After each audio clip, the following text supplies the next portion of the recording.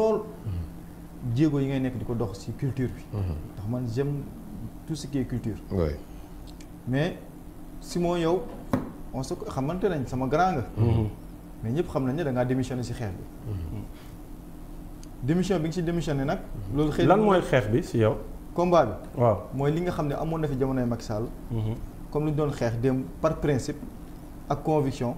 tey mu nekk di xew ci jamonoy Ousmane Sonko ak Diomaye ba pare yow nga tourner le dos nekk ci affaire culture bi te nekkoo ci li nga xamante ne moom mooy combat citoyen bi li nga xam ne moom la Sénégal yëpp xamee.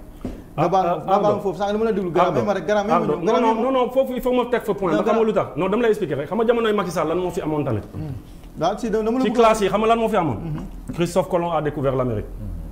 waxuma la jamonoy Macky Sall de jamonoy Senghor. waxuma la jamonoy Senghor jamonoy Lat Dior. tu vois on remonte plus loin le Kayor Jolof looloo fi yàgg am. d'accord on a tous grandi dans ça. non xaaral on a tous grandi dans ça. mais pour yow xam nga lan moo gën a important. pour yow xam nga lan moo gën a important. wax ci politique. wala non parce que da nga démissionné ci xeex bi. non d'accord xam nga tey kuy wax ne da nga démissionné ci xeex bi da nga jàpp ne xeex bi. ça doit être juste wàcc ci mbedd bi marche wala truc. Ardo nous ce qu'on fait dans les instances de décision waxuma la fii Sénégal mais à l'international. Il n'y a pas quelqu'un qui s'appelle activiste wala qu'on appelle activiste qui le fait en Afrique. D'accord. dégg nga waxuma la Sénégal de. D'accord. Je te parle d'Afrique. parce que xam nga tey ñun lan mooy suñu chance ah foo xam ne suñu yenn ministres yi mënuñu fa accéder ñun ñu accéder wala leen fa. parce que xam nga lu tax y a de la bouteille derrière. looloo tax ma ne barke alxuraanul karim j'ai énormément de respect pour yow. ak ñu bëri ñuy xeex mais il faut juste comprendre que ne ce combat ñun ñëpp. li ma lay wax nii c'est des divergences que j'ai avec Y'en a marre parce qu'on me dit da nga war a ñëw toog ci table bi da nga war a ñëw conférence de presse ñëwuma. d'accord xam nga depuis kañ maa ngi xeex Ardo 29 ans 96. kon 29 ans dindi ko sa at. ah d'accord non attends dindi ko sa at. 29 ans. depuis 29 ans Abdou Diouf la ñu commencé au secours sàccee waa réew mi ñoo ngi dee au secours sàccee politiciens yaa ngi ñu rey policiers yi ñëw jàpp ñu liif ñu ba fajar. mais léegi nangu naa il y a 29 ans maintenant man tu veux non parce que au fait lii dama ko yàgg a dégg et tey c'est un excellent moment de résoudre ça tu sais pourquoi parce que croire que ne le combat c'est juste descendre dans la rue organiser des marches wala taxaw ci ay plateau di wax bu ñu la newee lan nga jëmmal mënoo ko tontu ça c'est une erreur parce que xam nga kan moo nekk di combattre tamit tey jii ni ma lay wax am na suba ku yeewu 6 heures du matin nekk ci àll ba fële ca fongale mi di gas teen pour waa village foofu di am ndox Ardo kooku dafa démissionné ci combat parce que ñëwul ci marche bi tey wala waxatul ci waxu politique xam nga ki nga xam ne tey dafa sacrifié wu nekk professeur dem di jël véloom di daw ay kilomètres pour dem jàngal ay nit bénévolement de manière bénévolat pour que ndaw ñooñu am connaissance am xam-xam parce que zone bi ñu nekk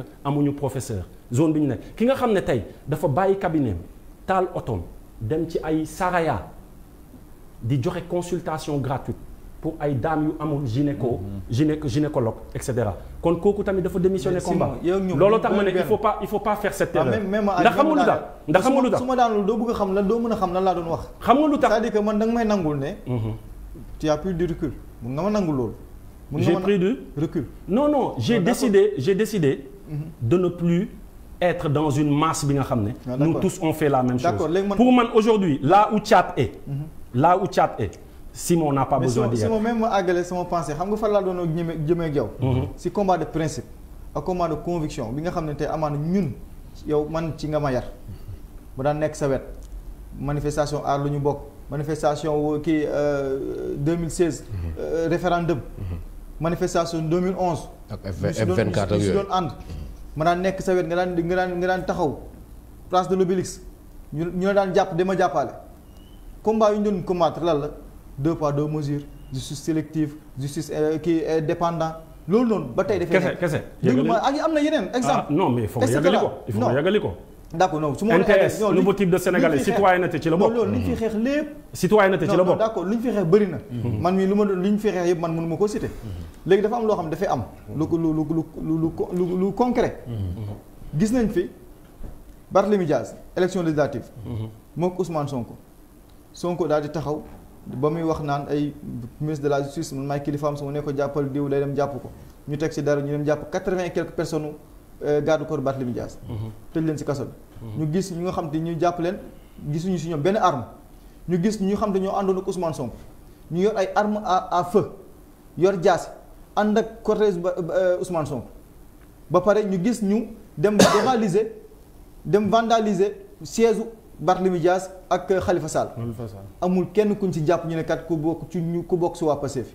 ñu dem jàppi waa kër Barthélémy Dias toll si 80 ay chauffeur ay liveur tëj leen ci kaso bi dégguma la nga wax ci loolu 2 poids 2 mesures la ma gis ci réew mi koo xam te nii dafa ñàkk bakkanam bokkoon ci garde corps Barthélémy Dias tudd Bassirou Diop mu ñàkk bakkanam maître El Hadj Diouf moo newoon seen avocat garde corps yi nga xam ne tey ñoom lañ jàppoon ñu ñëw ne maître El Hadj Diouf dañ leen a yóbbu ba àllum kaañ doon leen torturer waa ji ñàkk bakkanam ci condition de détention ba pare ñu defal ko autopsie ba tey jii mënuñ ñoo wax ba xam dafa mort naturelle la torture la deewee wala mort naturelle wala du mort naturelle amul kenn ku bokk Y'en a marre wala yow moomu taxaw comme ni nga ko doon defee démb taxaw pour exiger que la lumière soit faite que loolu noonu mu leer ma gis tey ci réew mi ñu mën a taxaw démb doon xeex ci pétrole bi ak gaz bi ñu nekk di exploiter suñu pétrole nekk di exploiter suñu gaz te boobu bañ koy xeex exploitation amugul woon ba tey jii amul fenn foo xam te ne maa ngi gis waa Y'en a marre ñu taxaw di exiger transparence ci lan suñu ressources naturelles. mais moom nee na bokkutul ci moo tax mu nangu dafa ma war a nangul dafa démissionné moo tax mu war a nangul dafa jël retrait ndax man maa ngi ci terrain bi. li may wax ni maa ngi nekk di ko combattre. mais tey lu ñuy combattre pour que système bi mën a changer. pour que lu ñu doon bañ démb ci ministre de la justice bu Macky Sall di ko bañ ci président bu Macky Sall di ko bañ ci ay ministre Macky Sall mu bañ a am ci ministre Diomaye bu bañ a am aussi ci yeneen régime loolu mooy changement loolu mooy combat bi combat de principe la nekkul combat de personne tey lu ñuy xeex nii pour ministre de la justice bii bu ñu fi jëlee Ousmane Diagne suba dafa remaniement indiwaat beneen Massamba Ndiaye mu nekk ministre de la justice même système la dañuy continuer di combattre bu waa dootu la ma dégg moom Ousmane Diagne Ardo mën nga ma may 2 minutes rek non 2 minutes rek au fait c'est très important que quand tu aies parlé de pétrole j'ai envie de te faire un texte pour nga déglu ko démb la pare démb. Dans les profondeurs de nos terres, un secret bien gardé. Depuis les années 50, un rêve enfoui, une richesse cachée. Shell et Esso, premiers éclaireurs, ont sondé nos sols, exploré nos cœurs. Des découvertes timides, des espoirs dispersés. Dans les bassins côtiers, des trésors à peine effleurés. Mais les années avancent et le vent tourne. 2000 marque l'aube où l'espoir recoule. Cartographie sismique, outils raffinés. Tullow Oil, Kern Energy et Petrosen, alliés déterminés. Puis Sangomar surgit en 2014. Dans nos eaux profondes, un champ de pétrole, une promesse qui abonde. Et l'année 2016, comme un souffle divin, Grand Tortue Armeim dévoile ses délices marins. Un trésor de gaz partagé avec nos frères de Mauritanie. Un pacte de coopération, une énergie infinie. Et ça continue. Xam nga yaa wax waxu pétrole et gaz. jamono ji xam nga kan mooy wër école yi di leen wax waxu pétrole et gaz. Simon quoi gisuma tam waa aar li ñu bokk gisuma kenn. man may wër école yi di leen defal texte yi pour wax leen ne depuis 50 la ñu commencé fouiller tey fii lañ ci toll suba fii la ñuy dem. Le texte je le termine par expliquer tey tous les métiers yi nga xam ne ça découle du pétrole et du gaz. du ñëpp a ko antan. parce que nit yi su fekkee ne benn type de xeex nga xam bu ñu la indilee par exemple bu dee fekkee ne yow par exemple mbéjante nga xam comme xeex bu ñu la indilee kurpañ da ngay yuuxu ne oh lii bokk ci forfait la parce que yow dóor mbéj nga xam wax nga ko dañu bokk ay combat yoo xam ne peut-être man benn jamono joo xam ne lenn laa ci xamoon mais tey dama ci décider demee neneen mooy xam nga lan ñi ñuy seetaan ñu xam pétrole bi kañ la commencé tey fan la toll fan la ñu jëm citoyen bu nekk xam lan moo ci wàllam c'est de ça que parle ce texte et de ça que parlent les tournées qu'on fait dans les écoles tu vois mais nekkoo ci école yi mënoo ko xam parce que xam nga tey il est quoi ñun xam nga nan lañ commencé Y'en a marre porte à porte c'est ce même porte à porte qui commence dans les écoles boo nee da nga démissionné ci xeex bi je te comprends parce que bu dee benn côté xeex nga xam mooy manifestation organisée mais Ardo ñun dañu am beneen côté xeex ndax xam nga lan la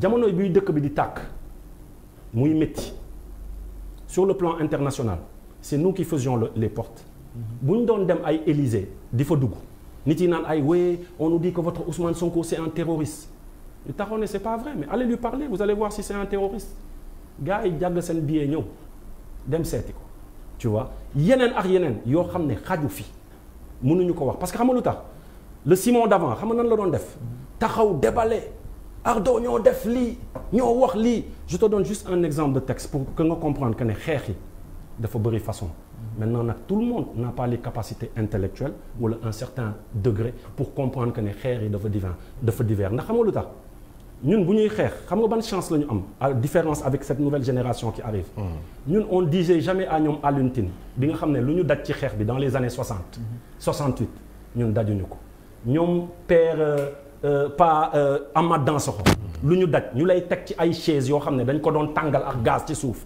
mag nga ciy toog lu ñu daj Ardo ñun dajuñu ko quand on allait dans les manifestations on leur demandait pas on leur disait pas mais yéen kenn gisatu leen ci terrain bi parce que on sait qu'ils sont à un autre stade nit nag boo amul degré pour comprendre que ne yenn saa yi xeex yi dafa bëri ay étages maa ngi la koy jox sànq maa ngi lay ne tey on n'est pas plus méritant ki nekk ci àll ba di gas teen pour nit yi am ndox on n'est pas plus méritant ki nga xam ne moo ngi wër di éduquer ay nit yi nga xam ne professeur amuñu possibilité accéder foofu on n'est pas plus méritant que ces médecins que tu ne vois pas dans les marches mais qui vont donner de leur sang de leur argent di faj ay nit il faut des fois ñu am noblesse wàcc tu vois noblesse wàcc gis nga tey on n'est pas plus méritant pas yi nga xam ne ñu ngi toog yox seen course di leen ñaanal ci seen xeex homosexualité gisoo leen ci manifestation da nga leen di wax ne ay tapet ngeen wala ay ragal ngeen wala vous avez démissionné ñu ngi koy defee neneen il faut juste comprendre. D'accord xam nga man fan laa dem toog.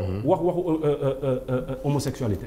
State Department biir États-Unis année précédente ki fa commencé wax genre man wax yi may wax dañ ko monoté yóbbu ko directement aéroport un Togolais expulsé ko des États-Unis il a plus le droit de dugg États-Unis ñun xam nga lañu def dañu jàkkaarloo ak ñoom ne leen mais vous dites que vous êtes les champions de la démocratie dama koy wax en français. pour que nit yi mën a comprendre fi may waxee et que ñu mën ko dagg. yóbbu ko pour vérifier li may wax. Vous dites que vous êtes les champions de la démocratie, yéen les Américains. Mais qu'est-ce qui se passe? Aujourd'hui, vous dites qu'il y a la liberté ici aux États-Unis, on peut venir librement, voilà, on accepte un garçon et un garçon qui se marient, on accepte une fille et une fille qui se marient, on accepte même un être humain et un chien du cercle, mais vous n'acceptez pas que moi, musulman, j'ai 4 femmes ici. Salle bi de tech.